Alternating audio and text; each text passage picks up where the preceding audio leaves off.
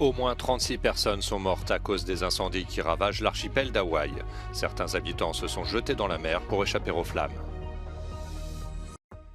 La CEDEAO se réunit à nouveau pour trouver une solution diplomatique à la crise au Niger. Le chef de l'ONU s'inquiète des conditions de détention du président Bazoum. L'un des candidats en lice à la présidentielle en Équateur, Fernando Villavicencio, a été tué par balle ce mercredi soir à la sortie d'un meeting électoral à Quito. 2 personnes sont mortes et 7 autres blessées dans une nouvelle frappe russe sur la ville ukrainienne de Zaporizhia. L'Allemagne confirme la livraison de 2 systèmes patriotes à Kiev. Imagine Dragons, David Guetta ou encore Billie Eilish. Le festival Tiget 2023 démarre aujourd'hui à Budapest. Plus de 100 000 festivaliers sont attendus. Les incendies qui ravagent l'archipel américain d'Hawaï ont fait au moins 36 morts selon le dernier bilan communiqué par les autorités locales. C'est l'île de Maui qui est la plus touchée, avec un brasier alimenté par des vents soufflant jusqu'à 130 km/h en raison du passage de l'ouragan Dora.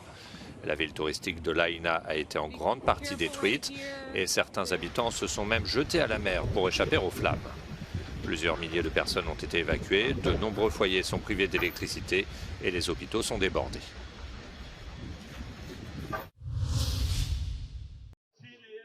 L'inquiétude grandit au Niger. Washington et le secrétaire général de l'ONU se sont déclarés très préoccupés par l'état de santé de Mohamed Bazoum. Selon son ancien conseiller, le président nigérien renversé serait maintenu isolé, privé d'électricité et de médicaments, avec pour seule nourriture des pâtes et du riz non cuit. Ce jeudi, les dirigeants des pays d'Afrique de l'Ouest opposés au coup d'État se réunissent à Abuja pour un sommet crucial, après l'échec de leur ultimatum aux militaires putschistes qu'ils menaçaient d'un recours à la force s'ils ne restauraient pas l'ordre constitutionnel. Le président nigérian Bola Tinubu a assuré vouloir privilégier la voie diplomatique jusqu'au bout.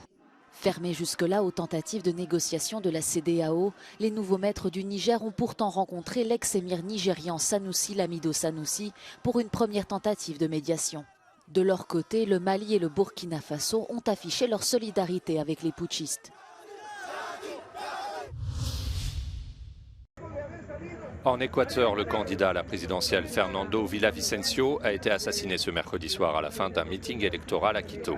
Ce journaliste de profession âgé de 59 ans, qui s'en prenait régulièrement à la corruption qui gangrène le pays, a été tué par balle. Ríos de plata y de riqueza que han ido a bolsillos de delincuentes de cuello blanco, de guayabera e incluso delincuentes de poncho. Porque la corrupción no discrimina. En la corrupción hay delincuentes de todo color y sabor. Deuxième dans les sondages, Fernando Villavicencio était l'un des 8 candidats en lice au premier tour de la présidentielle prévu le 20 août. Les autorités ont déjà fait savoir que la date du scrutin était maintenue alors que l'état d'urgence a été décrété.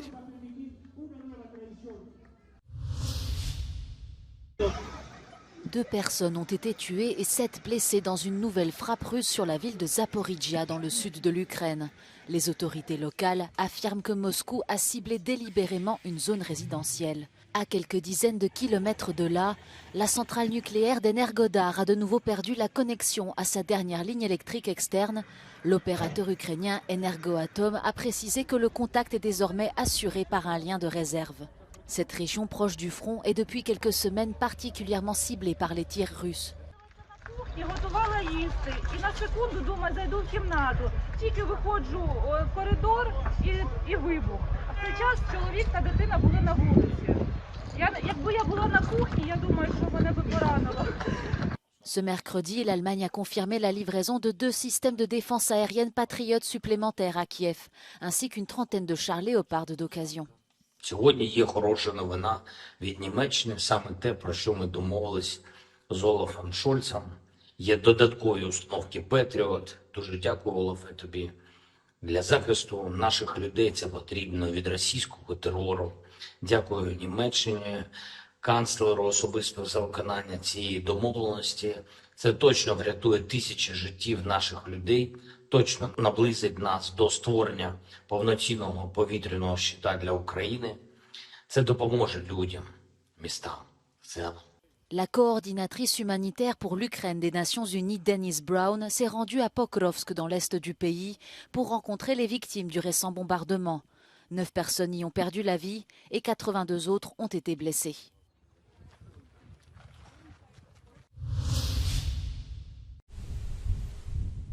La Pologne a annoncé le déploiement de 2000 soldats supplémentaires pour renforcer sa frontière avec le Bélarus.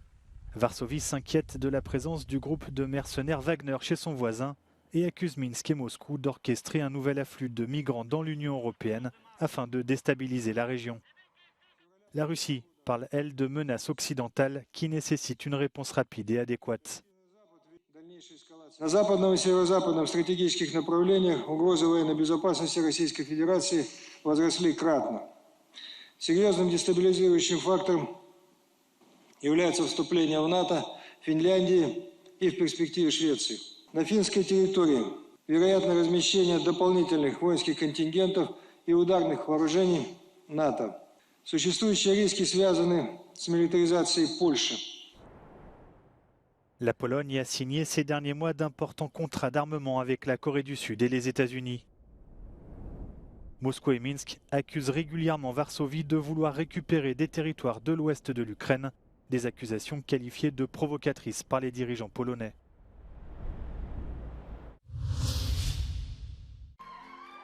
Le bras de fer commercial continue entre les États-Unis et la Chine après la signature par Joe Biden d'un décret sur les investissements américains dans les technologies en Chine. Cette décision limitera les financements des entreprises américaines dans les secteurs de l'intelligence artificielle, de la technologie quantique et de la microélectronique. It's all about restoring pride, being able to make a living in the community you love and where you were raised and not have to leave. Folks, it's all part of my plan.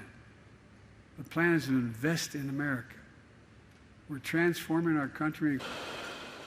Pékin a immédiatement réagi ce jeudi matin, critiquant les mesures prises par les États-Unis au nom de la défense de la sécurité nationale américaine. Le ministère du Commerce chinois dénonce dans un communiqué la mise à mal des principes de l'économie de marché et de la concurrence loyale promue par les États-Unis.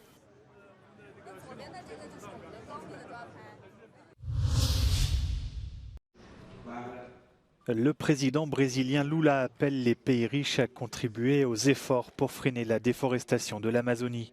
Pour la première fois depuis 14 ans, les 8 pays membres du traité de coopération amazonienne étaient réunis lors d'un sommet à Belém au Brésil. Ils ont été rejoints par des dirigeants de pays qui abritent également de vastes forêts tropicales. Objectif, préparer la COP28 qui aura lieu à Dubaï en fin d'année.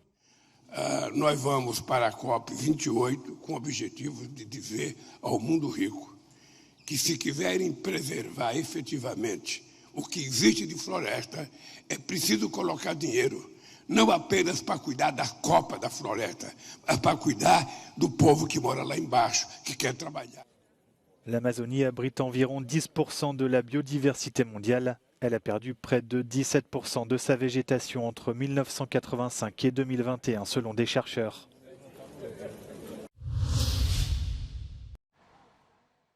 En Norvège, d'importantes inondations ont provoqué la rupture partielle d'un barrage au nord d'Oslo.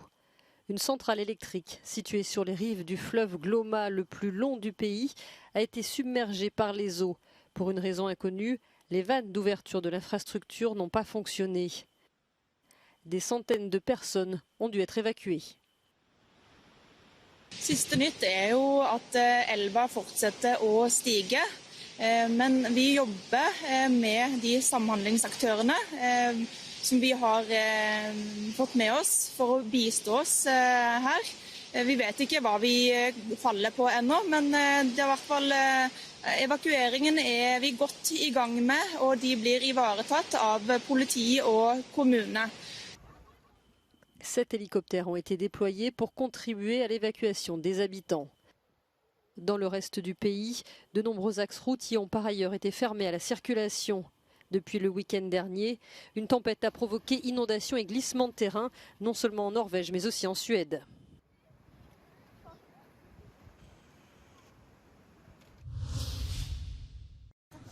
Équipés de leurs sacs à dos et de leurs tentes, les premiers visiteurs du festival Sziget 2023 sont arrivés en Hongrie ce mercredi.